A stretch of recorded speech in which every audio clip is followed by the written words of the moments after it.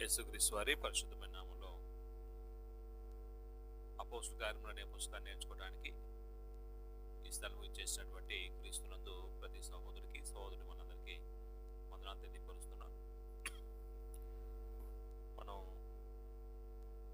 బుధవారం జరగవలసినటువంటి తరగతి ఈ రోజుకి మార్చుకొని ఈరోజు రాత్రి ఇలాగా కొనసాగించడానికి దేవుడు మనందరికీ అవకాశం ఇచ్చినందుకు మనపూర్వక దేవునికి నా కృతజ్ఞతాస్తుతులు తెలియపరుస్తూ మనం 22వ అధ్యాయంలో ఉన్నాం కదండి, అపోస్తలుల కార్యములు. రైట్, అంటే పౌలు రెండో సువార్త ప్రయాణం ముగించబడిన తర్వాత యెరూషలేము చేరుకున్నాడు. యెరూషలేములో పరిస్థితులు ఎలా ఉన్నాయి అంటే పౌలు మీద చాలా వ్యతిరేకత ఉందండి.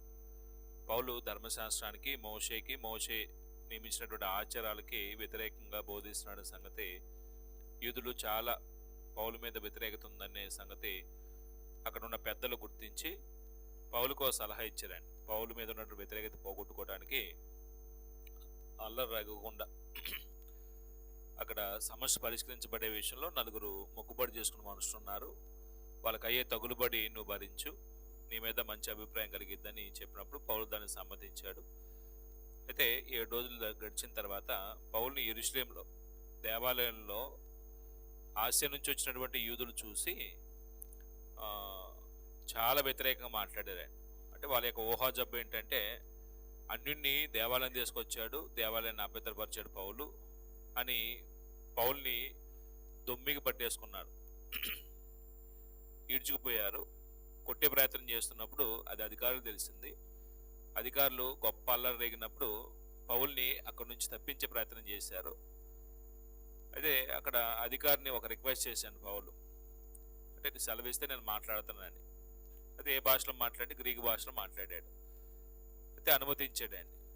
అప్పుడు అనుమతించినప్పుడు ఎవరితో మాట్లాడుకుంటున్నాడు అంటే యూదులతో మాట్లాడుకుంటున్నాడు. ఏం మాట్లాడుకున్నాడు అంటే ఆయన ఎలాగ రక్షించబడ్డాడో, ఈ మార్గంలోకి ఎలా వచ్చాడో, మీరు కూడా ఆ మార్గంలోకి ఎలా, అంటే యూదులైన వారు కూడా ఆ మార్గంలోకి ఎలా రావాలనే విషయాన్ని స్పష్టంగా చెప్పాలని పౌలుకున్నటువంటి ఆశ. అంటే ముందే చెప్పాడు, దేవుడు పరిశుద్ధాత్మ ప్రేరణ వల్ల యెరూషలేములో బంధించబడతావు, అక్కడ అధికారుల దగ్గర అనేకుల దగ్గర నా పక్షాన్ని నిలబడి నాకు సాక్షిగా ఉంటావనే విషయాన్ని పౌలుకి ముందే అనేక సందర్భాల్లో ప్రభు తన ప్రత్యక్షాలు చెప్తూ వచ్చాడు. పరిశుద్ధాత్ముడు ప్రతి స్థలంలో ఆయనకి సాక్ష్యం ఇస్తూ ఉన్నాడండి. ఆయన బంధించబడే విధానం, ఆయన దేని గురించి సాక్ష్యం ఇస్తాడో ఆ విషయాలన్నీ ఏం చేస్తూ వచ్చాడంటే జ్ఞాపకం చేస్తూ వచ్చాడండి. అలాగనే బంధించబడిన తర్వాత బహు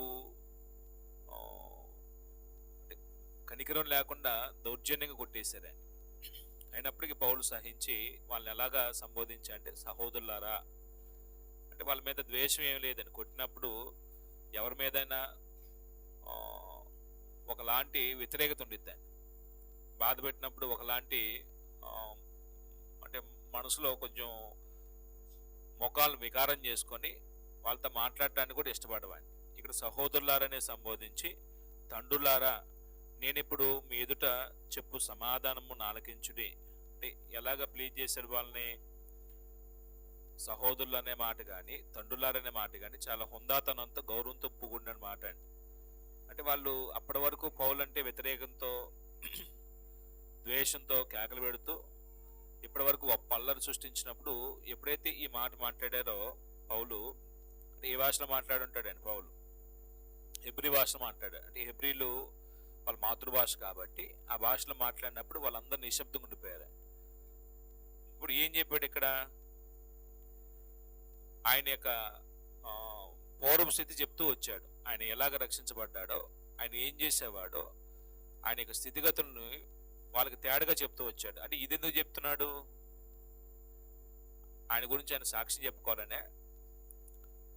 వాస్తవానికి ఆయన ఒకప్పుడు యూదుడు, ఇప్పుడు యూదుడే.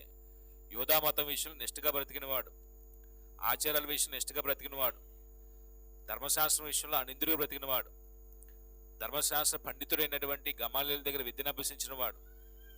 అంటే ఇవన్నీ యూదుల్లో ఉన్నటువంటి వ్యక్తులకు ఉన్నటువంటి ఆధిక్యతలండి. యూదులకు ఉన్నటువంటి ప్రపంచంలో ఉన్నటువంటి మనుషులందరికంటే మిగిలిన వారికి అంటే యూదులకు ఉన్నటువంటి ప్రత్యేకతలండి. అప్పుడు నేను మీలాంటి వాడినే, మీరు ఏ ధర్మశాస్త్రం విషయంలో ఆసక్తి కలిగి నన్ను బంధించి కొట్టడానికి ప్రయత్నం చేస్తున్నారో ఒకప్పుడు నేను కూడా అలాగే చేసిన వాడినే. అయితే అది మేలైన మార్గం, రక్షణ మార్గం, జీవ మార్గం కాదని, ఆ మార్గం మన అంటే నిత్య జీవానికి నడిపించేది కాదని, అది సంపూర్ణమైనది కాదని, ఆ మార్గాన్ని నుంచి నేను బయటకు వచ్చి ఇదిగో జీవ మార్గాన్ని నేను సాక్ష్యమిస్తున్నాను, రక్షణ మార్గం నేను ప్రకటిస్తున్నాను, ఆ మార్గం గురించి నేను సాక్షినయ్యాను, ఆ మార్గంలోనికి రావటానికి నాకు దర్శనం కలిగింది అని ఆయన ఎలా రక్షించబడ్డాడో ఆ విషయం చెప్పాడు. 9వ అధ్యాయంలో జరిగిన విషయాలు ఇక్కడ పౌలు ప్రస్తావించాడు. 9వ అధ్యాయంలో జరిగిన విషయం లోకా రాశాడు. జరిగిన విషయాన్ని ఇప్పుడు ఏం చేస్తున్నాడు పౌలు ఈ అధ్యాయంలో యూదులతో చెప్తున్నాడు. 26వ అధ్యాయంలో కూడా ఇదే మాటలు ఉంటాయండి. అక్కడ మాటలేమో అగ్రిప్ప రాజు దగ్గర మాట్లాడుతున్నాడు అనమాట. మహాసభ ఎదుట అంటే విమర్శించబడుతున్నప్పుడు రాజు సన్నిధిలో ఆయన ఎలాగ రక్షించబడ్డాడో, దేని కొరకు సాక్షిగా ఉండి ఈ విషయాలు ప్రకటిస్తూ బంధించబడ్డాడో ఆ విషయం చెప్తాడండి. ఇప్పుడు టోటల్గా దమస్క ప్రాంతంలో ఉన్నటువంటి యూదుల నుంచి క్రైస్తవులైన వారిని బంధించి తీసుకురావడానికి వెళ్తూ ఈయన యేసు ప్రభు చేత ఏం చేయబడ్డాడండి? పట్టబడ్డాడు, బంధించబడ్డాడండి. ఏ మార్గాన్ని అయితే పాడు చేయాలనుకున్నాడో, ఎవరినైతే నాశనం చేయాలనుకున్నాడో, ఇప్పుడు వారిని అంటే ఆ మార్గం కొరకు ప్రాణం పెట్టడానికి ఏం చేశాడు? యేసు ప్రభు ఆయన్ని ప్రత్యేకించుకున్నాడు, ఓ పని కొరకు ఏర్పాటు చేసుకున్నాడు. అందుకే ఆయన అన్న మాట ఏంటంటే 10వ వచనంలో ప్రభు ప్రత్యక్షత వల్ల ఆయన చెప్పవలసిన సంగతులు విన్నాడు, మిగిలిన వాళ్ళేమో శబ్దం విన్నారండి. ఆయనతో వచ్చిన వారు మిగిలిన వాళ్ళేమో ప్రభుని చూడలేదు, ఈయన ప్రభుని చూశాడు, వెలుగును చూశారు. వాళ్ళు ప్రభు యొక్క మహా తేజో మహిమను చూసినప్పుడు ఆయన కనులు అంటే పొరలు గమ్మేసినాయండి, గుడ్డివాడైపోయాడండి. ఎప్పుడైతే ఈ గుడ్డివాడైపోయాడో ఇతన్ని ఏం చేస్తున్నారంటే ఇప్పుడు ఎవరొకరు తీసుకొని రావాలి. ఆ తీసుకొచ్చే క్రమంలో ప్రభు ఆయనకి ఇచ్చినటువంటి మాట ఏంటంటే, ప్రభుతో ఆయన చెప్పింది ఏంటి ముందు? అప్పుడు నేను ప్రభువా నేనేమి చేయవాలని అడగగా, అంటే ఈ మాట ఎందుకు వచ్చింది పౌలుకి? నేనేం చేయాలి అనే మాట ఎందుకు వచ్చింది దాన్ని? బహుశా అంటే వాస్తవానికి ఆయన ఏ విషయంలో వ్యతిరేకంగా ప్రభుకి ప్రభు మీద తిరుగుబాటు చేసి ప్రవర్తిస్తున్నాడు ఆయనకు అర్థమైందండి. ఇప్పుడు నేనేం చేయాలి? మన అపోస్తలుల 2వ అధ్యాయంలో కూడా పేతురు ప్రసంగం విన్నటువంటి ఆడియన్స్ లో కొంతమంది ఏమన్నారండి? అయిలారా మేము ఏం చేయాలి ఆగబెట్టారండి. అంటే ఏం చేయాలనే మాట వచ్చిందంటే వాళ్ళు ఏం చేశారని అర్థమైందండి. తప్పు చేశాం, మేము సరైన మార్గంలో లేము, సరైన విశ్వాసం లేము, మేము ఇప్పుడు సరైన మార్గంలో రావడానికి ఏం చేయాలి? పౌలు కూడా అది అర్థమైంది కాబట్టి ఇప్పుడు వరకు నేను ధర్మశాస్త్ర సంబంధమైనటువంటి విశ్వాసాన్ని కొనసాగిస్తూ ధర్మశాస్త్రమే నాకు ప్రాణాధారంగా, ముఖ్యమైనదిగా, విలువైనదిగా చూసి నేను క్రైస్తవ్యం లేకపోతే క్రీస్తు మార్గంలోకి వచ్చిన వారిని, సంఘాన్ని ధర్మశాస్త్రం పట్ల ఉన్న ఆసక్తి చేత హింసిస్తూ ఉన్నటువంటి వాడిని సత్యం తెలిసిన తర్వాత ఇప్పుడు ఏం చేశాడంటే, నేను వెళ్ళవలసిన మార్గం సరైనదిగా లేదు, సరైన మార్గంలోకి రావాలి, నేను ఉంచిన విశ్వాసం సరైనది కాదు, సరైన విశ్వాసం రావాలి అని ఏం చేస్తాడండి? ఆయన ఏం చేయాలని కేకబెట్టాడండి. అంటే ఎప్పుడు ఈ ఆలోచన వచ్చిందంటే, ఒక వ్యక్తి వాక్యం వినేటప్పుడు నిర్మలం మనసుతో వింటే ఆ నిర్మల మనసు ఏం చేస్తాడంటే అతను ఆలోచింపజేస్తాడు. నా భక్తి ఏంటి, నా విశ్వాసం ఏంటి, నేను దేవుని పట్ల ఎలాంటి భక్తి భావాన్ని కలిగి ఉంటున్నాను, అసలు దేవుడిని నేను ఎందుకు విశ్వసించాను, సరైన విధానంలో విశ్వసించాను లేదా, అసలు నేను రక్షించబడ్డాను లేదా, రక్షణ కర్మ స్థితిలో నా జీవితం కొనసాగుతున్నా లేదా. వాక్యం వింటేటప్పుడు మనుషులు నిర్మలమైన మనసుతో వాక్యం వినాలండి. మనసులో ఏదో పెట్టుకొని వాక్యం వింటే ఆ వాక్యం దాన్ని ఏం చేయలేదంటే స్వీకరించలేదండి, అంటే త్రోసిపడేయటానికి కారణమైంది అన్నమాట. అంటే మనం ఇన్నోసెన్స్గా వాక్యం వింటే వాక్యం మన హృదయంలో పనిచేస్తాడు, మన మనసులో పనిచేస్తాడు. మనుషులు చాలామంది వాక్యం విని కూడా మేమేం చేయాలి అని నపుంసకుడిలాగా కానీ, ఈ పౌల్లాగా కానీ, కొర్నేలిలాగా కానీ, చెరసా నాయకుల్లాగా కానీ ఎందుకు అడగలేకపోతున్నారండి? వాళ్ళకి ప్రకటించబడినట్టే నేను వాక్యం మనుషులు ప్రకటించబడుతుంది. వాళ్ళు ఏ ప్రభుని ఎందుకు విశ్వసించాలో ఆ ప్రభుని గురించి ప్రకటించబడినట్టు ఇప్పుడు మనకి చాలా మందికి ప్రకటించబడుతుంది. వాళ్ళు అన్నట్టుగా మేమేం చేయాలి అనే మాట ఇప్పుడు ఎందుకు మనుషులు అనలేకపోతున్నారండి? అంటే మనుషులు నిర్మల మనసుతో వినేవాళ్ళు కాదండి వాక్యం. మనసులో ఏదో పెట్టుకొని వాక్యం వింటాం, వాళ్ళకి నచ్చిన పాయింట్ దొరికితే బాగుంది అనుకుంటాం, మనసు నొప్పించే పాయింట్ ఏదైనా తగిలితే మాత్రం దాన్ని అంగీకరించే మనసు ఉంది కాబట్టి త్రోసిపడేస్తామండి. వాస్తవానికి వాక్యం అనేది మన ఆత్మను రక్షించేదైతే, అద్దం లాంటిదైతే, అద్దం ముందు నిలబడ్డప్పుడు మన ప్రతి విధమైన లోపం ఏం చేస్తాడు వాక్యం చూపించిద్దండి. ఇప్పుడు అద్దం ముందు నిలబడ్డప్పుడు ఇక లోపం కనపడింది, దాన్ని సరి చేసుకుంటాం. చీ అని అసహించుకుని వెళ్ళిపోతామా? అద్దం చెడ్డదా? లోపం చూపించినప్పుడు అద్దం చెడ్డది కాదు, నీ ఉన్నదే చూపించింది. అర్థమవుతుందా? వాక్యం చెడ్డది కాదు, వాక్యం చెప్పిన వ్యక్తి చెడ్డ వ్యక్తి కాదు. మనలో ఆ బుద్ధి ఉంది కాబట్టి వాక్యం అనే అర్థంలో ఏం కనబడుతుంది స్పష్టంగా, అది తెలియపరుస్తుందండి. అరే నాలో ఇది తప్పుడు ఉంది, తప్పు ఉంది, లోపం ఉంది, దాన్ని సరి చేసుకోవాలనేది మనిషి ఆలోచించాలండి. ఇప్పుడు మనం సరి చేసుకోవడానికి బదులు కప్పెట్టుకోవడానికి ఏం చేస్తామండి? ప్రయత్నం చేస్తామండి. మనుషులు అందుకు చాలా మంది రక్షించబడలేకపోవడానికి కారణం ఏంటంటే వాక్యం సమస్య కాదు, వాక్యాన్ని వినే మనుషుల యొక్క మనస్తత్వంలో ఉన్నటువంటి సమస్య అండి అది. అయితే ఈయన అవిధేయుడు కాలేదండి. ప్రభు యొక్క ప్రత్యక్షతలకి 26వ అధ్యాయం చెప్తాడండి, నేను అవిధేయుని కాక. అంటే చాలా మంది ఇప్పుడు ఏమవుతున్నారు? వాక్యానికి అవిధేయులు అవుతున్నారండి. వాక్యానికి అవిధేయులు చూపిస్తే మనుషులు రక్షించబడరండి. మనుషుల జీవితంలోకి నీతి రాదండి. దేవుని యొక్క నీతిని జరిగించడానికి మనుషులు మొగ్గు చూపురండి. స్వనీతిని బట్టే జీవితాన్ని ఏం చేస్తుంటారు? కొనసాగిస్తారండి. ఒకటి పౌలు ఎప్పుడైనా ఈయన భక్తి లేనివాడా అంటే భక్తి కలిగిన వాడే, కానీ ఆ భక్తి సరైన భక్తి కాదు. అందుకు ప్రభు ఏం చేశాడు? ఇది నువ్వు నడవలసిన మార్గం, ఇది నువ్వు రావాల్సిన జీవ మార్గం, ఇది సత్య మార్గం, దీనిలోకి రాని ప్రభు తన ప్రత్యక్షత వలన పౌలుకి అందించవలసిన సమాచారం చెప్పినప్పుడు ఆ సంగతులు ఏం చేసినాడు? ఆయన అంగీకరించాడు. అప్పుడు ఆయన ఎక్కడికి వెళ్ళాలో ఏం చేయాలో చెప్పాడు. ఆయన ఎక్కడికి వెళ్ళమన్నాడండి? దమస్కులోనికి వెళ్ళు అన్నాడు. 26వ అధ్యాయం తిన్నదనని వీధికి అన్నాడు. ఆయన అక్కడ ఎవరు ఉంటారంటే అన్నయ్య ఉంటాడు, ఆయన చెప్పించేయమన్నప్పుడు అన్నయ్య ఏం చెప్పాడండి? ఇక్కడ ఒక మాట ఉందండి.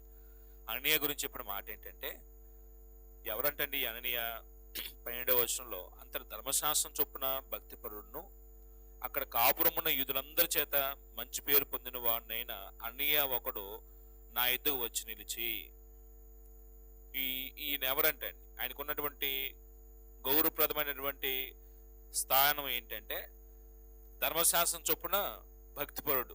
యూదులకు ఇంకేం కావాలి? యూదులకు అందరికి ఏం కావాలండి? ధర్మశాస్త్ర ప్రకారం భక్తి కలిగిన వాళ్ళు కావాలి. ధర్మశాస్త్ర ప్రకారంగా ఉండే వాళ్ళని ఎవరినైనా అంగీకరిస్తారండి. 2, యూదులందరి చేత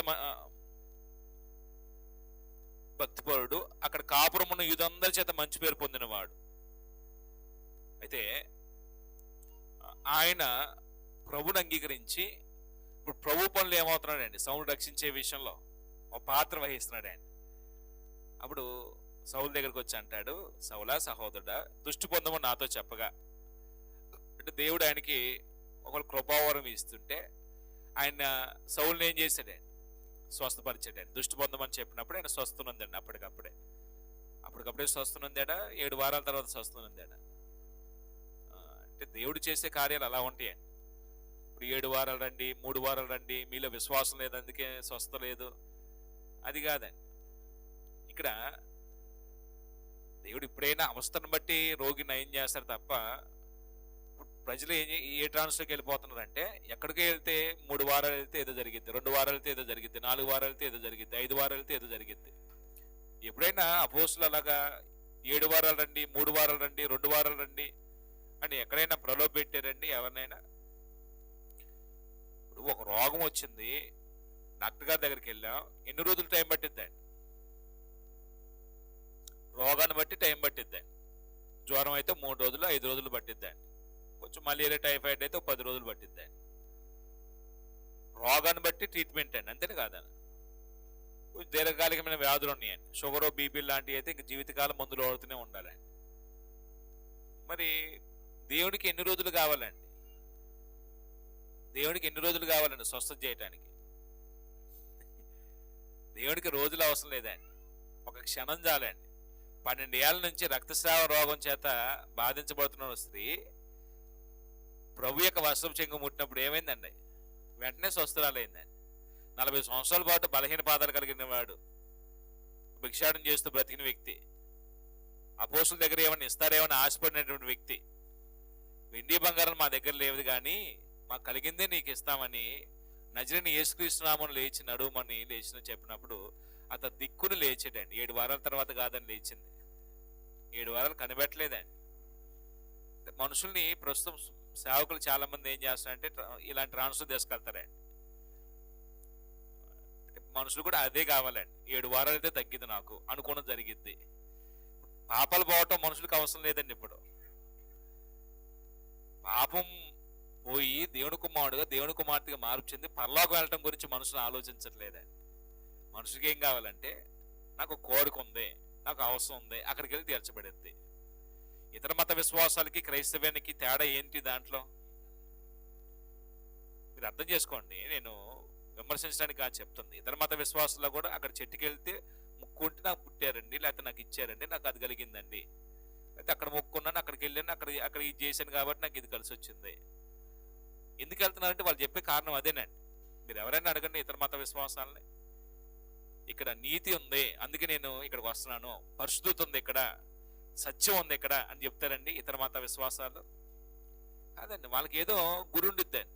వాళ్ళు ఏదో అక్కడికి వెళ్ళి అది చేశారు కాబట్టి కలిసి వచ్చింది. దానివల్ల ఆత్మ రక్షించబడిద్దా? మనుషులు ఇప్పుడు ఆత్మరక్షణ గురించి ఆలోచించడం పక్కన పెట్టేసేసి శరీరమైనటువంటి అవసరాల కొరకు ఏం చేస్తున్నారండి? పరిగెత్తే వాళ్ళు ఉన్నారండి. అంటే ఇక్కడ కళ్ళు స్వస్థనందినందు మాత్రాన పాపాలు పోయినాయా? పౌలుకి సౌలుకి రక్షించబడ్డా? ఇప్పుడు ఆయన కళ్ళు పోగొట్టుకున్న ప్రభుని చూసి 3 రోజులు ఉపవాసం ఉన్నాడండి, ప్రార్థన చేశాడండి, ప్రభువుని చూశాడండి. అన్నీ వచ్చి ముట్టినప్పుడు ఆ పొరలు రాలిపోయాయండి. అంటే కొత్త పొర వచ్చిందండి. మళ్ళీ దృష్టిలో ఉందాడండి, పాపాలు పోయినాయండి. అప్పుడు ఏం చేయమన్నాడండి అన్నయ్య? సౌలా సహోదరుడా, తడువు చేయడం ఎందుకు? లేచి ప్రభునామం ప్రార్థన చేసి బాప్తిస్మం పొంది నీ పాపాలను కడిగి వేసుకో అన్నాడా లేదండి? ఆ మాట చూడండి, అక్కడ అన్నాడండి. 16వ వచనం అంటున్నాడు, గనుక నీవు తడువు చేయడం ఎందుకు? లేచి ఆయన నామమును బట్టి ప్రార్థన చేసి బాప్తిస్మం పొంది నీ పాపం కడిగి వేసుకోమని చెప్పాను. పాపాలు కడిగి వేసుకునే ఓ పద్ధతి ఉందండి. చేసిన పాపాలు కడిగి వేసుకోవటం అనేది ఎక్కడ జరిగింది అంటే, బాప్తిస్మం మందు క్రీస్తు యేసునందు మనం విశ్వసించిన విశ్వాసం బట్టి ఆయన మరణానుభవంలోకి వెళ్తే యేసుతో పాటు మన పాపాలన్నీ ఏం చేయబడతాయండి?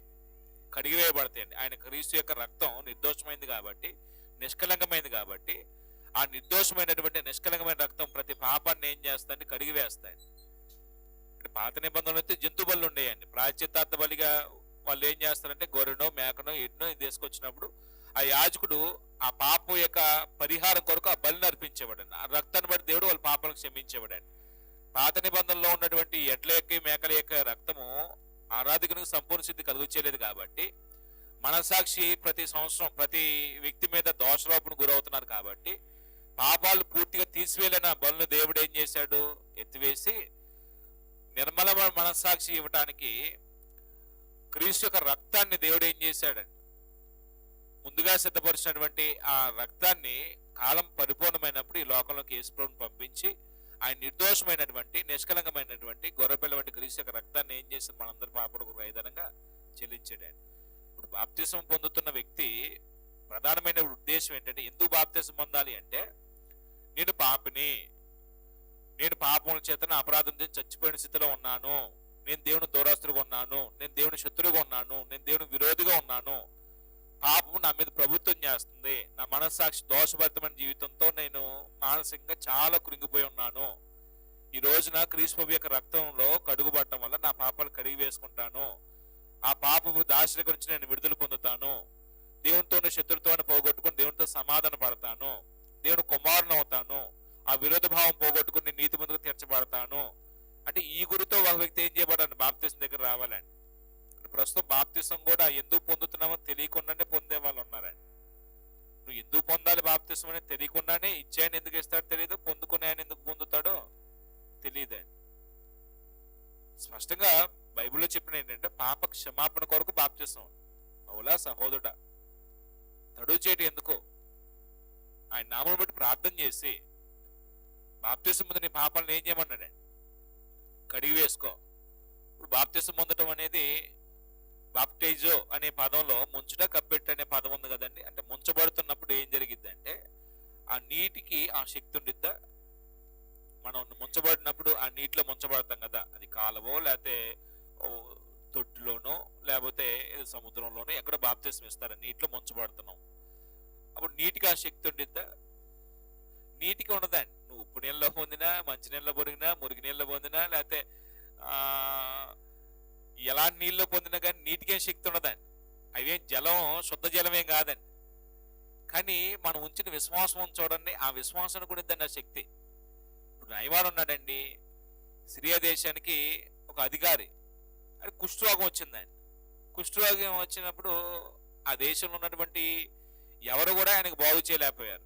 ఆ దేశంలో బానిసగా వెళ్ళినటువంటి, అంటే ఇస్రాయేల్ని చెరగ తీసుకెళ్తారు కదండి, ఓ బాలికని వాళ్ళ ఇంట్లో పని మనిషి పెట్టుకున్నారండి. ఆ బాలిక చెప్పిందండి, మా దేశంలో ప్రవక్త ఉన్నాడు, ఎలీషా ప్రవక్త ఉన్నాడు, ఆయన బాగు చేస్తానని చెప్పిందండి. పని చేసుకుని నీకెందుకే అనలేదండి వాళ్ళు. ఆ చిన్నది చెప్పిన మాటని గౌరవించి వాళ్ళు కొన్ని బహుమతులు పట్టుకొని, అంటే ఆ భార్యతో చెప్పింది, భార్య భర్త చెప్పింది. నయమాన్ ఏం చేశాడంటే వెళ్ళిపోయాడండి. వెళ్ళిపోయిన తర్వాత జరిగిన స్టోరీ మీకు తెలుసు. అంటే ఆయన ఊహల్లో ఏమనుకున్నాడంటే, నేను అధికారిని కాబట్టి ప్రవక్త నా దగ్గరికి వచ్చి నన్ను ముట్టి స్వస్థ చేస్తాడు, నాకు ఎక్కడైతే కుష్టి ఉందో ఆయన చేతితో అలా అలా ముట్టి తాకి నన్ను బాగు చేస్తాడు అనుకున్నాడండి. ప్రవక్త మొహం కూడా చూడలేదండి. ఏమన్నాడండి, దాని దాసును పంపించి గేహాజీతో చెప్తాడండి, ఇదిగో యోర్దాను నది ఉండుద్ది, 7 సార్లు మునిగి వెళ్ళమని స్వస్థుడు అవుతానని చెప్పాడండి. కోపం వచ్చేసిందండి ఆయనకి. ఎందుకు కోపం వచ్చింది? ఆయన ఊహించుకుంది ఒకటే, నేను అధికారిని, ఎక్కడో దేశం నుంచి వస్తే, మిక్కిలి విలువైనటువంటి ఆ వస్తువులతో వస్తే కనీసం నన్ను గౌరవంతో ఇంటికి పిలుచుకొని లోపల పిలుచుకొని నన్ను చూసి బాగు చేసినాడు కాదు, నాకు నా దేశం ఎంతకన్నా శ్రేష్టమైన నదులు ఉన్నాయి కానీ ఏం చేసిన కోపంతో రౌద్రంతో నేను తిరిగి వెళ్ళిపోతున్నాడు. అంటే అక్కడ వాళ్ళు ఒక దాసుడు చెప్తాడండి, అయ్యా ఆ ప్రవక్త ఇంకేదైనా చెప్తే చేస్తావు కదా, నేను ఇంట్లో పిలిచైనా ఇంకేదైనా చెప్తే చేస్తావు కదా, చేయొచ్చు కదా ఇది అన్నప్పుడు కొంచెం అంటే వినే మనస్తత్వం ఉందండి ఆయనకి. అంటే మాట వినే మనస్తత్వం అందరికి ఉండదండి. నువ్వేంటో నాకు చెప్పేది అనలేదండి. వెంటనే ఆలోచించాడండి, మళ్ళీ వెనుదిరిగాడండి, యోర్దాను నదిలోకి వెళ్ళాడండి. 1 2 3 4 5 6 ఏం బాగలేదు. 7వసారి మునిగి లేచినప్పుడు ఏమైందండి, పసిపిల్లల వంటి దేహం అయిపోయిందండి, కుష్ఠంతా ఏమైపోయిందండి, పోయిందండి. ఇప్పుడు యోర్దాను నది మురికి నీళ్ళు అంటే అండి, ఆ మురికి నీళ్ళకు ఉన్న శక్తి యోర్దాను నదికి లేదండి శక్తి. దేవుడు ప్రవక్త చెప్పిన మాటను విశ్వసించి 7 మార్లు మునిగాడు కాబట్టి ఆ శక్తి దేవుని మాటకు ఉందండి. అంతేనండి. ఇప్పుడు మనం కూడా ఏ నీటిలో మునిగామని కాదండి, ఇక్కడ నీరు అనేది ముంచబట్టడానికి తప్ప నీటిలో శుద్ధీకరణ ఏం జరగదండి అక్కడ.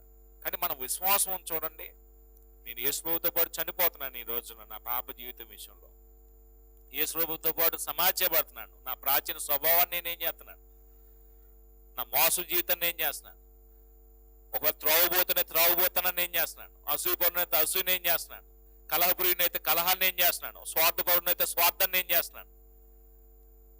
ఈ దుష్టత్వం విషయంలో ఆ చెడిపోయినటువంటి స్వభావాన్ని ఏం చేస్తున్నామంటే సమాధి చేస్తున్నామండి. అప్పుడు యేసుప్రభు తిరిగి లేపబడ్డాడు కాబట్టి మనం కూడా తిరిగి లేపబడుతున్నాం.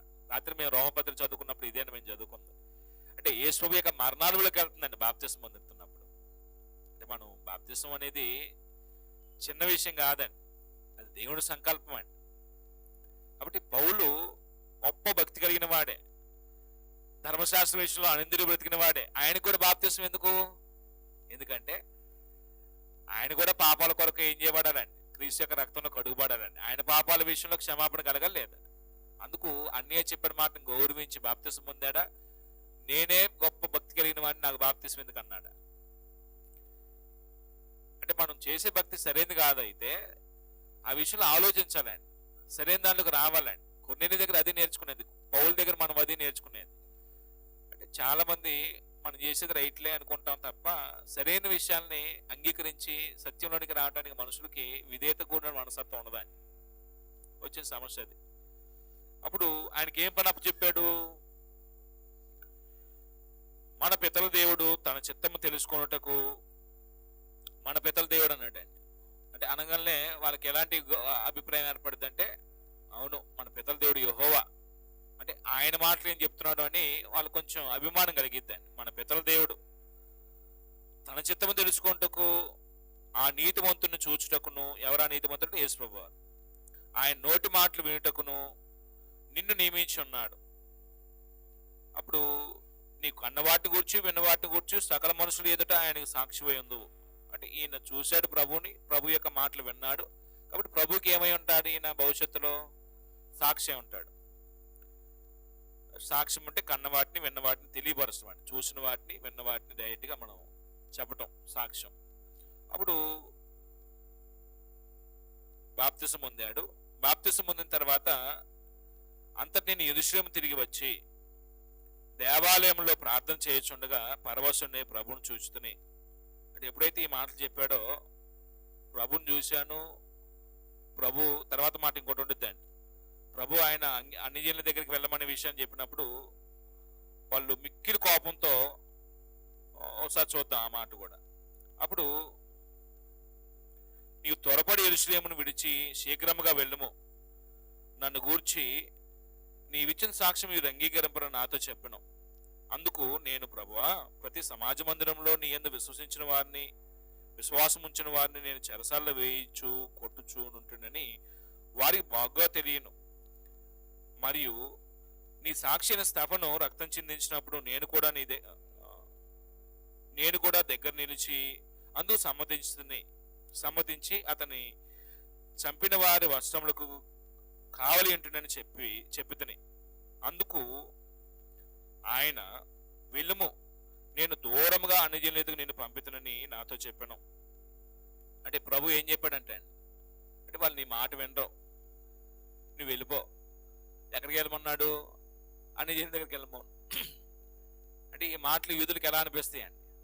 చాలా కోపం వచ్చేసింది అండి. ఎందుకంటే ఇప్పటి వరకు సైలెంట్గా వింటారండి. ప్రభు నన్ను అన్ని జనుల దగ్గరికి వెళ్ళమన్నాడు, ప్రభు ఆయన సందేశం మీరు వినని చెప్పాడు, ప్రభు నన్ను పంపించాడు అనే మాటలు ఎలా ఉంటాయండి ఆయనకి? 7వ అధ్యాయం స్తెఫను గురించి మనం చదువుకున్నాం. స్తెఫను చరిత్ర అంతా చెప్పాడండి, రాజుల దగ్గర చెప్పాడండి.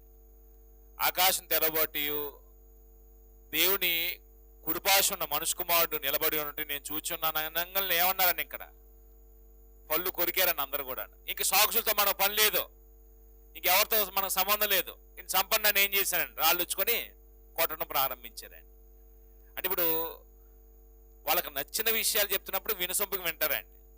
ఏమాత్రం కొంచెం నచ్చని విషయాలు, వాస్తవమైన విషయాలు చెప్తే మాత్రం జీర్ణించుకోలేక ఏం చేస్తారండి? యేసు ప్రభువుని అదే చేశారు, స్తెఫన్ని అదే చేశారు, ఇప్పుడు పౌల్ని అదే చేస్తారండి.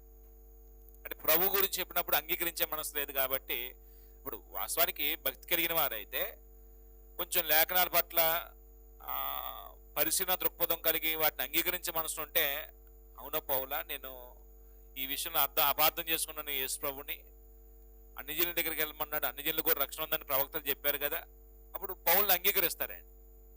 అంటే వీళ్ళు అంగీకరించలేక ఏం చేశారంటే 22వ వచనం నుంచి ఈ మాట వరకు అతడు చెప్పినది వారు అంగీకరించుడి, ఆలకించుండ్రి. అంటే ఈ మాట వరకు ముందు చెప్పిన మాటలన్నిటిని ఏం చేశారండి? ఈ మాట వరకు అతను చెప్పింది వారు ఆలకించుచుండ్రి, అప్పుడు ఇటువంటి వాడు బ్రతకతగడు.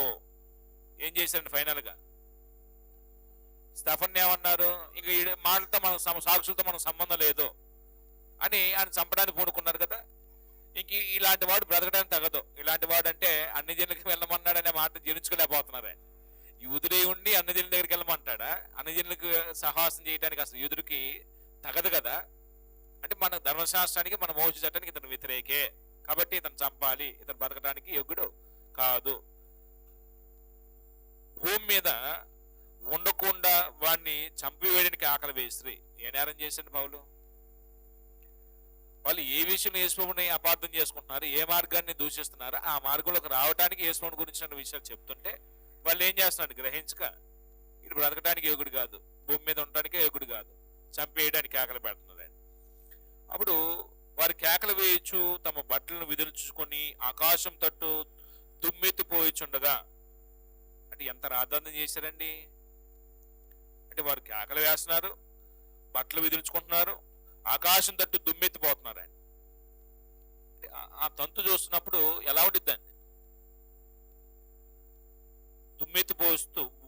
దుమ్మెత్తిపోయిచుండగా వారు అతనికి విరోధముగా ఇలాగూ కేకలు వేసిన హేతువేమో అని తెలుసుకుంటే సహస్రాధిపతి కోడాల తత్ను కొట్టి విమర్శింపవాలని చెప్పి కోర్టులోనికి తీసుకొని పోండి ఆజ్ఞాపించును.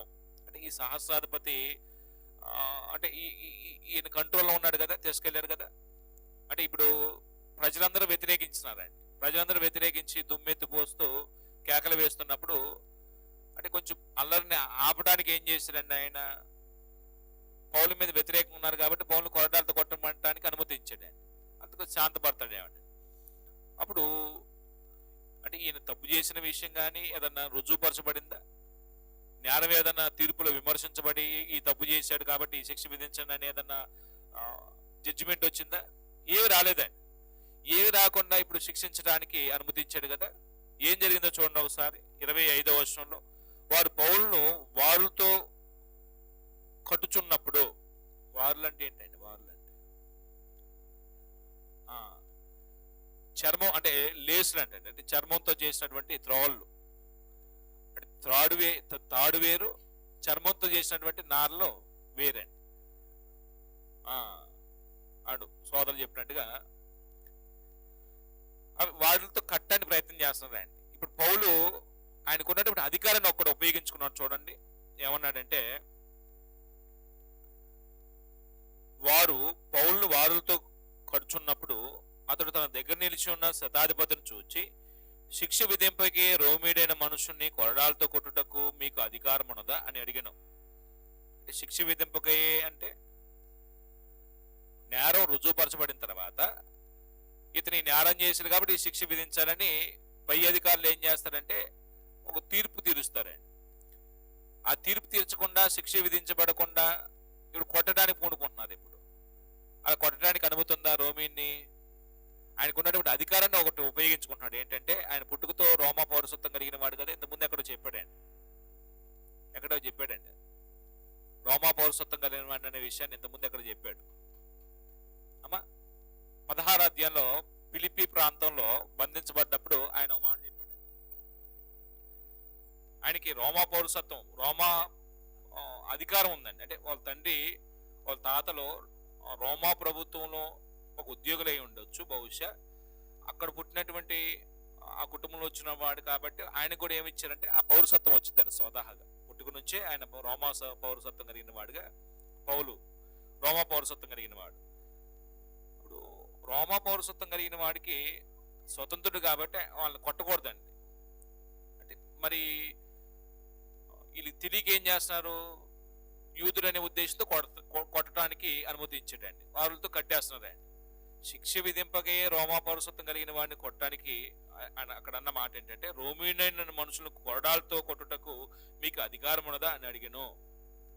వెంటనే ఆ సహస్రాధిపతికి అక్కడ ఉన్నటువంటి అధికారులకి చెమట పట్టేసినాయండి. ఏమన్నారంటే వాళ్ళు 27వ వచనంలో లేదా 26వ వచనంలో శతాధిపతి ఆ మాట విని, శతాధిపతి అంటే 100 మంది మీద అధికారండి, సహస్రాధిపతి అంటే 1000 మంది మీద అధికారండి. ఈ శతాధిపతి ఈ మాట విన్న తర్వాత చెమటలు పట్టేసి గుండె జల్లుమందండి. ఎందుకంటే ఈ రోమీలకి పౌరసత్వం కలిగిన వారు కాబట్టి వారికి నేరం రుజువుపరచబడకుండా శిక్ష విధిస్తే వీళ్ళకి మరణ శిక్ష విధిస్తారండి, వీళ్ళకి కఠినమైన దండన విధిస్తారండి. అందుకు ఈయన గుండె జల్లుమందండి. అంటే వాస్తవానికి రోమపౌలు కొన్ని హక్కులు ఉంటాయండి. మనం ఆ హక్కు ఈయన వినియోగించుకుంటాడు. ఏం హక్కు అంటే, ఒకవేళ నేను రోమ పౌరసత్వం కలిగిన వాడిని అనుకోండి, నా మీద ఏదైనా అభియోగం మోపారు అనుకోండి, విమర్శించడానికి వచ్చారనుకోండి, నేను కైసర్ దగ్గర అంటే రోమా చక్రవర్తి దగ్గర నేను నా విన్నపాన్ని తెలియపరుచుకుంటాను, నా వాంగ్మూలం చెప్పుకుంటానంటే ఈ కోర్టు వారు శిక్ష విధించడానికి అధికారం లేదండి. రోమా పౌరసత్వం కలిగిన వాడిని ఏం చేయాలంటే, నేను కైసర్ దగ్గర లేకపోతే రోమా చక్రవర్తి దగ్గర నేను వాంగ్మూలం చెప్పుకుంటాను, లేకపోతే నేను నా విన్నపాన్ని తెలియపరుచుకుంటానంటే అక్కడికి పంపించాలండి. రోమ పౌలుకున్నటువంటి హక్కు అండి. కానీ ఇది తెలియక వీళ్ళు ఏం చేస్తున్నారు? పౌల్ని బంధించి కొట్టడానికి పూనుకున్నారండి. ఆయన అన్నాడు చూడండి ఒక మాట, శతాధిపతి ఆ మాట విని సహస్రాధిపతి వద్దకు వచ్చి, నువ్వేమి చేయబోచున్నావు? ఈ మనుషుడు రోమిడు సొమ్మి అని నేను. అంటే ఈ మాటలు ఎలా ఉంటాయండి? అంటే ఒక స్కిట్ వేస్తున్నప్పుడు ఈ మాట్లాడుకునే మాటలు ఆశ్చర్యాన్ని కలిగిస్తాయండి. చిన్న డ్రామా లాంటిది వేస్తున్నప్పుడు ఈ మాటలో నువ్వేం చేస్తున్నావు? రోమ పౌరసత్వం కలిగిన వాడు అతను అయితే, అతని బట్ల నువ్వు చేసేది ఏం చేస్తావు నీకేమైనా తెలుసా? అంటే ఇప్పుడు పోయి వీళ్ళు ఏం చేస్తున్నారంటే నేరం వీళ్ళు చేస్తున్నారండి. ఆ భయంతో అన్న మాట. అప్పుడు సహస్రాధిపతి వచ్చి అతను చూచి, నువ్వు రోమీడువా? అది నాతో చెప్పమనగా అతడు అవునని చెప్పాను. సహస్రాధిపతి అంటున్నాడండి, సహస్రాధిపతి నేను బహుద్రవ్యమిచ్చి నా ఈ పౌరసత్వమును సంపాదించుకుంటే నేను. అందుకు పౌలు, నేను పుట్టుకతోనే రోమీయుడిని నేను. ఈ సహస్రాధిపతి ఏం చేశాడంటే ఆయన బహుద్రవ్యమిచ్చి పౌరసత్వాన్ని కొనుక్కున్నాడు. డబ్బు ఇచ్చి కూడా పౌరసత్వాన్ని కొనుక్కుంటారా? కొనుక్కుంటారండి. ఇప్పుడు మనం అమెరికా వెళ్ళాలనుకోండి, అమెరికా పౌరసత్వం కావాలంటే ఏం చేయాలండి? డబ్బు కట్టాలండి. నేను మొన్న రీసెంట్గా ఒక చిన్న న్యూస్ చదివానండి. ఏంటంటే అది 9 కోట్లు కడితే గోల్డ్ కార్డు ఏది వేస్తారంటండి. ఆ గోల్డ్ కార్డు 9 కోట్లు అంటండి. అక్కడ అమెరికన్ పౌరసత్వం వచ్చిందంటండి. 9 కోట్లు పెడితే అమెరికా పౌరులు అవ్వచ్చు. చిన్న విషయం కాదండి అమెరికా పౌరసత్వం రావటం, పౌరుడు అవటం. ఇప్పుడు ఒక ఆయన ఉద్యోగ నిమిత్తం అక్కడికి వెళ్ళాడు అనుకోండి, చాలా కాలం ఆ పౌరసత్వం రాదండి. ఒకవేళ అక్కడ పెళ్లి అయిపోయింది, పిల్లాడు పుట్టాడు అనుకోండి, ఆ పుట్టిన బిడ్డకి వెంటనే పౌరసత్వం వచ్చిందండి, అమెరికా పౌరసత్వం. అంటే ఇప్పుడు మనకే పౌరసత్వం ఉందండి, మనకే పౌరసత్వం ఉందండి. భారతదేశంలో పుట్టాం కాబట్టి భారతదేశ పౌరసత్వం వచ్చిందండి. ఇంకేం పౌరసత్వం లేదా మనకి? మనకున్న పౌరసత్వం ఏంటండి? ఫిలిప్పీ పత్రిక చెప్తాడండి ఏంటంటే మన పౌరస్థితి పరలోకంలో ఉందంటాడండి. వాస్తవానికి మనం ఈ లోకంలో యాత్రలు పరదేశులము. క్రైస్తవుడు ఈ లోక సంబంధి కాదు. మీరు క్రీస్తు పాటు లేపబడిని అలా పైన వాటిని వెతకడు కానీ భూ సంబంధమైన వాటిని వెతకొద్దు అంటాడు పౌలు కొలసా పత్రికలో 3వ అధ్యాయం చదువుతున్నప్పుడు. మన పౌరస్థితి ఎక్కడుందంటే పరలోకంలో ఉందండి. మనకున్న ఆస్తి ఎక్కడ ఉందంటే భూమి మీద కాదండి. నువ్వు ఎంత బంగారం, ఇల్లు వగేర గొట్ట కూర్చుకున్నా వీటన్నిటిని ఒక రోజున ఏం చేయాలంటే వదిలిపెట్టి వెళ్ళిపోవాల్సిందండి. మన పౌరస్థితి పరలోకంలో ఉందండి. మన యాత్రు పరదేశం, అక్కడికి వెళ్ళవలసిన తప్ప స్థిరులు ఎవరు ఇక్కడ భూమి మీద ఎవరు ఉండరండి. అది మనం అర్థం చేసుకోమండి. మరి ఏ కాడికి భూమి మీద మనం పోగేసుకోవడానికి వెంపర్లాడుకుంటూ పరిగెత్తు ఉంటామండి. రైట్. ఈ మాటలో పౌలేమో పుట్టుకతో రోమ పౌరసత్వం కలిగిన వాడు. పౌలికి హక్కులు ఉన్నాయి కాబట్టి ఆయన కొట్టడానికి, విచారించకుండా, నేరం రుజువుపరచబడకుండా కొట్టడానికి అధికారం లేదు. అప్పుడు వాళ్ళు భయపడిపోయి పౌల్ని విడుదల చేయడానికి ప్రయత్నం చేస్తారు. చూద్దాం ఒకసారి ఏమంటాడంటే, అవునని చెప్పినప్పుడు సహస్రాధిపతి నేను బహుద్రవ్యం ఇచ్చి పౌరసత్వం సంపాదించుకుంటున్నాను. అందుకు పౌలు, నేనైతే పుట్టుకతోనే రోమ పౌరుడు నేను కాబట్టి అతన్ని విమర్శించబోయిన వారు వెంటనే అతను విడిచిపెట్టిరి. విమర్శించడానికి వచ్చిన వారందరూ ఏం చేశారండి? బంధించడానికి చేసిన ప్రయత్నం అంతా ఉపసంహరించుకొని ఆయన విడిచిపెట్టేశారండి. మరియు అతడు రోమిడని తెలిసినప్పుడు అతను బంధించేందుకు సహస్రాధిపతి కూడా భయపడెను. అంటే ఇక్కడ మనం అర్థం చేసుకోవాల్సింది ఏంటంటే, మనకున్నటువంటి రాజ్యాంగపరంగా చట్టపరమైనటువంటి హక్కులు ఏదైనా ఉంటే మనం కూడా ఏం చేయొచ్చండి? ఇప్పుడు వినియోగించవచ్చండి. అది న్యాయబద్ధంగా వినియోగించుకోవాలి అంతే తప్ప రాస్తా రోకలు, ధర్నాలు, ప్లకార్డులు పట్టుకోవటం, ప్రభుత్వానికి వ్యతిరేక నినాదాలు చేయటం అలా కాదండి. చట్ట ప్రకారంగా న్యాయబద్ధంగా ఏం చేయొచ్చండి? మనం వినియోగించుకోవచ్చా లేదా? దీన్ని బట్టి వినియోగించుకోవచ్చా, అసలు వినియోగించుకోకూడదా? ప్రభుత్వం నుంచి వచ్చే అధికారం, అంటే ప్రభుత్వం నుంచి వచ్చే బెనిఫిట్స్, మనం ఈ భూమి మీద క్రైస్తవులుగా ఈ భారతదేశం నివసిస్తున్నప్పుడు మనకి ప్రభుత్వం నుంచి వచ్చే ఏదన్నా దాన్ని ఏమంటారంటే ఇలా ఏదైనా వ్యతిరేకత వచ్చినప్పుడు చట్ట ప్రకారమైనటువంటి హక్కులు మనం వినియోగించుకోవచ్చా లేదా? వినియోగించుకోవచ్చు. భారతదేశం అనేది లౌకిక సామ్రాజ్యవాదం, అంటే చాలా మతాలు కలిసి ఉంటాయండి. అంటే మనం ఒక్కలమే ఉన్నాం, చాలా మతాల వారు కలిసి ఉంటారు. కాబట్టి ప్రభుత్వం నుంచి మనకున్న హక్కులు మనం న్యాయబద్ధంగా ఏం చేయొచ్చు అంటే వినియోగించుకోవచ్చు. అంతే తప్ప ప్రభుత్వానికి వ్యతిరేకమైనటువంటి చర్యలు చేయటం క్రైస్తవుడికి తగదండి. పౌలు ఎప్పుడు ప్రభుత్వానికి వ్యతిరేకంగా వ్యతిరేకతలు చేసినాడు కాదండి. ఆయన ఉన్నత అధికారాన్ని ఏం చేస్తున్నాడు? పౌరసత్వాన్ని వినియోగించుకుంటున్నాడు. అలాగనే మన భారతదేశంలో పుట్టాం కాబట్టి, భారతదేశం అనేక మతాలకు వెళ్తాం కాబట్టి మనకి స్వేచ్ఛ హక్కు ఉందండి మనకు కూడా. అప్పుడు ఏం రాసుకుందాం ఈ పేరాన్ని? 22 నుంచి 29 వరకు ఏం రాసుకోవచ్చు అండి? పౌలు తాను రోమీన్ అని చెప్పుట. పౌలు తాను రోమీన్ అని చెప్పుట. పౌలు తాను రోమీన్ అని చెప్పుట.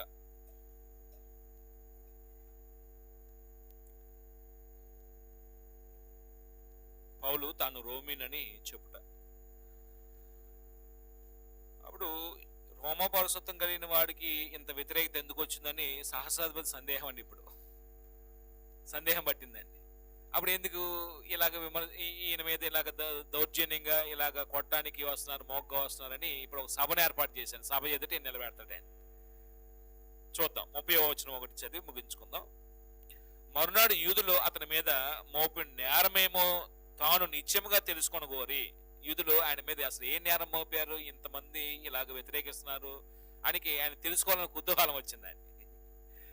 సహస్రాధిపతి కదా, అధికారి కాబట్టి ఆయన ఏమేం చేయగలడండి. ఒక సభ ఏర్పాటు చేశాడు. ఏమన్నాడు అక్కడ అంటే, సహస్రాధిపతి అతన్ని వదిలించి అంటే అక్కడ ఎలాగ అర్థం చేసుకోవాలి అంటే, బందీకానంలో ఉన్నాడు, వాళ్ళు అరెస్ట్ చేయబడిన పరిస్థితిలో ఉన్నాడు, దాని నుంచి తప్పించండి, ఇప్పుడు ఫ్రీ చేశాడు. ఇప్పుడు ప్రధాన యాజకులను మహాసభ వారందరూ కూడి రావాలని ఆజ్ఞాపించి, ప్రధాన యాజకులు మహాసభ వారందరూ కూడి రావాలని ఆజ్ఞాపించి పౌలును తీసుకుని వచ్చి వారి ఎదురు నిలబెట్టును. అంటే ఇప్పుడు ఏ సభలో నిలబెట్టాడండి? మహాసభ, పెద్దల సభ అంటాడు, సన్నిహిత సభ అంటాడు. 70 మంది పెద్దలు ఉంటారండి దీంట్లో. ఇంతకుముందు ఎవరో మహాసభ ఎదురు నిలబడ్డారు? ఇంతకుముందు ఎవరు నిలబెట్టారండి? ఎవరు నిలబెట్టారండి? స్వార్థ ప్రకటిస్తున్న సందర్భంలో ఎవరు అసలు ఈ నామాన్ని గురించి ప్రకటించమన్నారని వాళ్ళు విమర్శించారండి. ఎవరు నిలబెట్టారండి మహాసభ ఎదుట? పేతురుని, యోహాను నిలబెట్టారండి. ఆ తర్వాత ఇప్పుడు అంటే సువార్తలో యేసు నిలబెట్టారు. అలాగా అప్పుడు సంఘం ప్రారంభమైన తర్వాత పేతురు, యోహాను నిలబెట్టారు. ఇప్పుడు మనకి ఇక్కడ పౌలు నిలబెట్టినట్టుగా చూస్తామండి. అంటే యూదులు పెద్దల సభ అక్కడ ఫైనల్ గా జడ్జిమెంట్ చేస్తారండి. అంటే నేరాలు ఎంతవరకు చేశాడు నిజమా కాదని అక్కడ రుజువుపరచబడాలండి వాస్తవానికి. అయితే పౌలు అక్కడ చెప్పుకోవడానికి ఇష్టపడ్డాడు. ఆయన అక్కడ న్యాయం జరగదండి. వాళ్ళు చెప్తారా, పౌలు నిరపరాధి, మేము ధర్మశాస్త్ర ప్రకారంగా ముసుగు కింద ఉన్నాం, పౌలు చెప్పే సత్యమని అంగీకరిస్తారా? అంగీకరించండి. ఏం రాసుకోవచ్చు ఈ వచనం ఒకటికి? యూదులు పౌలు మీద మోపిన నేరమేమో తెలుసుకుంటకు, మోపిన నేరమేమో తెలుసుకుంటకు మహాసభ ఏర్పాటు చేయుట. సహస్రాధిపతి మహాసభను ఏర్పాటు చేయుట.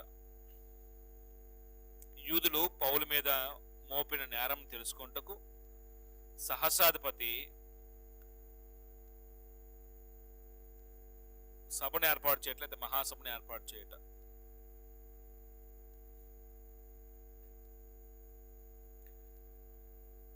యూదులు పౌలు మీద మోపిన నేరమేమిటో తెలుసుకుంటకు సహస్రాధిపతి మహాసభను ఏర్పాటు చేయట.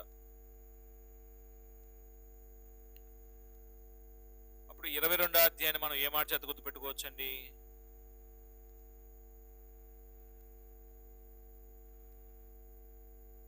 పౌలు తాను ఎలా రక్షించబడ్డాడో యూదులకు వివరించుకుంటా.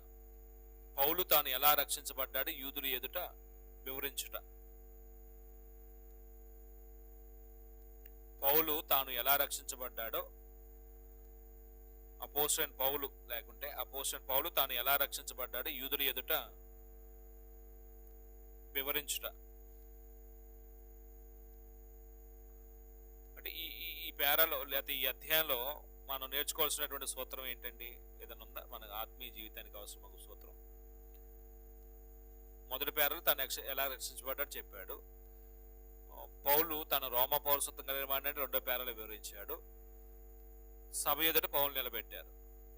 అంటే ఈ మూడు పేరాల్లో మనం ఒక మాట చేత గుర్తుపెట్టుకున్న తర్వాత అక్కడ మనం ఏ నీతి నేర్చుకుని వెళ్ళొచ్చు అండి ఈ అధ్యాయం చదవటం వల్ల. మనకు ఇప్పుడు ప్రస్తుతం ఉన్నటువంటి మనకేంటండి బోధ? ఏమండి, పౌలు సువార్త ప్రకటించే విషయంలో ఎన్ని వ్యతిరేకతలు, ఎన్ని శ్రమలు, ఎన్ని ఇబ్బందులు పెట్టబడ్డాడండి. ఎక్కడైనా సువార్త పని విషయంలో ఎందుకు నాకు ఎన్ని బాధలు, ఎన్ని కష్టాలు, ఎంత వ్యతిరేకతలు, నాకు అవసరమా, మానేస్తే పోలా అని అనుకున్నాడండి. సువార్త ప్రకటించే విషయంలో ఆయన ముందే ప్రభు నా నామాన్ని భరించడాన్ని నేను ఏర్పాటు చేసుకున్న సాధనం అని చెప్పాడండి. యేసు నామాన్ని భరించడమే గొప్ప భాగ్యం అనుకున్నాడండి. అపోస్తులు కానీ ఆదిమ సంఘాలు కానీ సువార్త ప్రకటించే విషయంలో, నీతిగా బ్రతుకుతూ సువార్త ప్రకటించే విషయంలో, యథార్థం బ్రతుకుతూ సువార్త ప్రకటించే విషయంలో, ఇతరుల చేత బాధించబడుతూ సువార్త ప్రకటించే విషయంలో అంత త్యాగాలు చేశారండి. ఇప్పుడు ప్రస్తుతం మనకు ఉన్నటువంటి పరిస్థితుల్లో సువార్త ప్రకటించే విషయంలో మనకున్నటువంటి పాత్రను, మన బాధ్యతను మనం ఎంతవరకు నిర్వర్తిస్తున్నామండి? సువార్త ప్రకటించే విషయంలో దేవుడు మనకు అప్పగించినటువంటి పాత్రని మనం ఎంతవరకు నిర్వర్తిస్తున్నాం? అది మన పని కాదు కదా సువార్త ప్రకటించడం. అది కేవలం సమర్పణ చేసుకున్నటువంటి సువార్థికులదే కదా. సంఘానికి దేవుడు ఇచ్చిన పని అండి సువార్త ప్రకటించడం. ఎప్పుడైనా మనం ఒక వ్యక్తిని, ప్రతిరోజు ఒక వ్యక్తిని కలిసి కాస్త దేవుడు మాట్లాడని చెప్తామండి? ఎవరైనా కనబడ్డప్పుడు వాళ్ళ క్షేమ సమాధానం తెలుసుకొని కనీసం ప్రేమతో వారితో మాట్లాడి మీ కొరకు మేము ప్రార్థన చేస్తున్నాం అని, మీకు ఏదైనా ఇబ్బందులు చెప్పండి అని ప్రార్థన చేస్తున్నాం అని వాళ్ళతో చనువుగా ఉంటూ వాళ్ళకి ఏదైనా ఆత్మ సంబంధమైన విషయాలు చెప్తామా? స్వార్థ ప్రకటించడం అనేది మన బాధ్యత అండి. దేవుడు మనకి ఇచ్చినటువంటి గొప్ప భాగ్యం అండి అది. మనమేమో విస్తారమైన పనులు పెట్టుకుంటాం, దేవుని పనికి వచ్చేసరికేనేమో మాకు ఎక్కడ కుదిరిద్ది అని అంటామండి. అంటే మనకున్న సౌకర్యాలు లేవండి, మనకున్న అవకాశాలు లేవండి, మనకున్నంత సహకారం లేదండి. అప్పుడు ఉందా? మనకు వచ్చిన అవకాశాలు ఉన్నాయా? అప్పుడు ఎక్కువ ప్రకటించబడింది, ఇప్పుడు ఎక్కువ ప్రకటించబడుతుందా?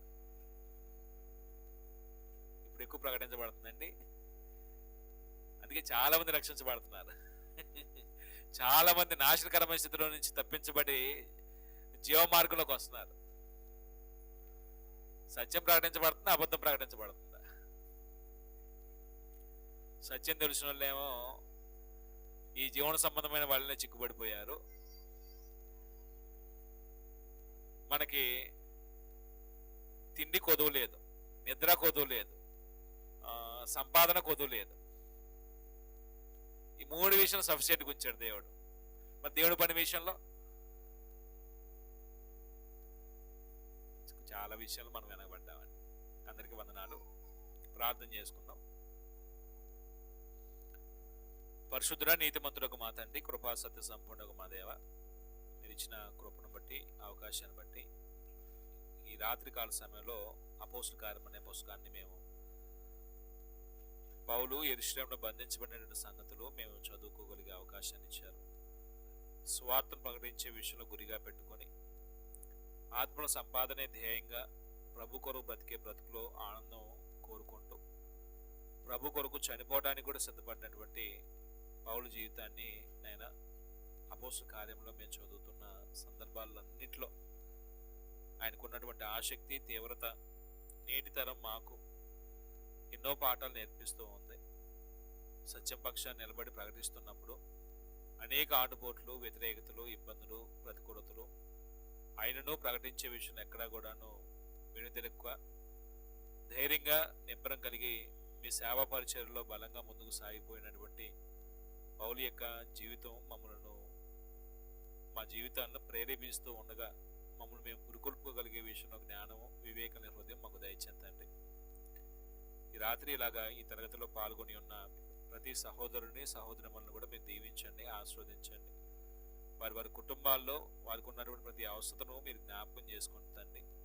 ఆత్మీయంగాను, భౌతికంగాను వారికి ఉన్న ఇబ్బందులన్నింటిలో కూడా మీ తోడ్పాటు అందించి, మీ సమయోచితమైన సహాయం అందించి, నిబ్బరం కలిగి ధైర్యంగా బ్రతకగలుగుటకు వారికి సహాయం దయచేయండి. ప్రతి వారము మా సొంత రక్షణను భయముతోనూ వణుకుతోనూ కొనసాగిస్తూ క్రీస్తు యేసునందు మేము సంపూర్ణ ఒకటకు సాగిపోయే విషయంలో మీ కృప చూపించమని కూడా ప్రార్థన చేస్తున్నాం. సహాయం దయచేయండి. ఈ యొక్క రాత్రికాల సమయంలో మేము ఇలాగ తరగతిని ముగించుకొని మా నివాసాలకు వెళ్తూ ఉండగా ప్రార్థనా అవసరాలు కలిగి నాయన ప్రార్థనా సహాయం కోరిన వారందరి నిమిత్తం ప్రార్థన చేస్తున్నాం. సంఘ సభ్యులు కానీ, గ్రామస్తులు కానీ, క్రీస్తునందు సహోదరులు సోదరులు, ఆయా ప్రాంతంలో ఉన్న వారిని బట్టి కానీ, ఆన్లైన్లో పాల్గొని మీ మాటలు వినిన వారు కానీ అందరినీ మీరు జ్ఞాపకం చేసుకుందండి. వారికి ఉన్న ప్రతి ఇబ్బందుల్లో, ప్రతి అవసరంలో కూడా మీ తోడ్పాటు అందించి నెమ్మది కలిగి బ్రతుకుటకు, శాంతి సమాధానం కలిగి బ్రతుకగలుగుటకు మీ కృప చూపిస్తారని నమ్ముతూ మరొక రోజు మేము ఇలాగ కూడి మిమ్మల్ని ఆరాధించే విషయంలో ప్రభుదినం కొరకు సిద్ధపడటకు మీ కృప చూపిస్తారని నమ్ముతూ విశ్వసిస్తూ రేపటి దినమందు ఏలూరులో జరుగుతున్నటువంటి ప్రత్యేక క్లాస్లో కూడా పాల్గొనేందుకు అనుకూల పరిశ్రమ మీరు మాకు కలుగు చేస్తారని నమ్ముతూ మరోసారి మా మనవులన్నీ కూడాను మా ప్రభువును రక్షకుడు యేసుక్రీస్తు వారి శ్రేష్టమైన నామంలో వినియం చేత బ్రతిమలాడుటకు ప్రార్థిస్తున్నాం తండ్రి. ఆమేన్. ప్రభునామమున మీ అందరికీ